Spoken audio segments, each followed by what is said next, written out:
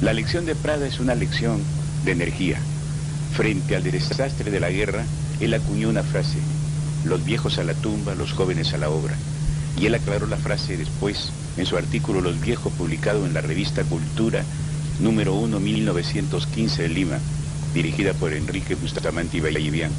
Para él los viejos no son los de la edad, sino son los del espíritu, los que son incapaces de erguirse sobre los vicios de la antigua generación, los que son incapaces de librarse del egoísmo, los intrigantes, los que acechan en cualquier recoveco de la historia y de la vida, los politiqueros, los cagatintas, los que no miran la justicia sino simplemente sus apetitos, los capaces de vender a un hermano con tal de conseguir sus ansias. Esos son los viejos para Prada. Y los jóvenes son todo lo contrario.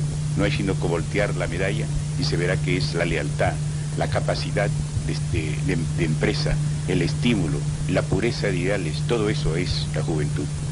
Pues bien, con esta frase que provocó un gran escándalo en 1888, que es cuando se pronunció el discurso del Politeama, y con la que siguió en el discurso del Teatro Olimpo, de atacar al enemigo a cintarazos, a plena luz, y no usar los recovecos, con eso Prada se irguió como el capitán ideológico de la generación de la posguerra.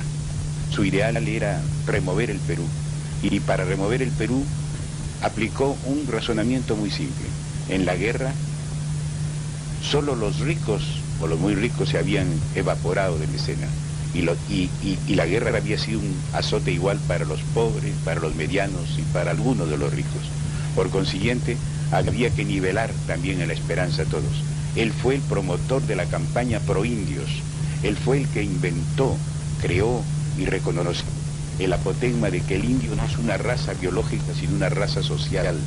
Él fue el que en su artículo Nuestros Indios acuñó un pensamiento que no se debe olvidar, que indio es en el Perú todo el que no tiene nada, que en cuanto tiene algo blanquea, y que el blanco es el que lo tenía todo, y que cuando pierde lo que tiene se india.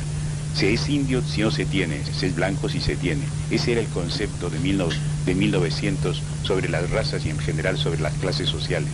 El indio era por consiguiente una clase social, y eso explica el título de un libro de Erasmo Roca en 1933, titulado Por la clase india.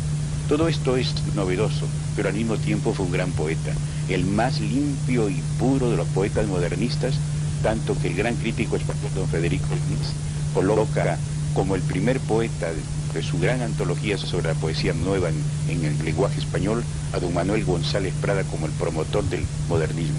Pero me estoy pasando de minutos y quiero solamente dejar el testimonio de mi admiración ferviente a don Manuel González Prada, padre espiritual de todos los que todavía trabajamos por un Perú mejor, más limpio y recto.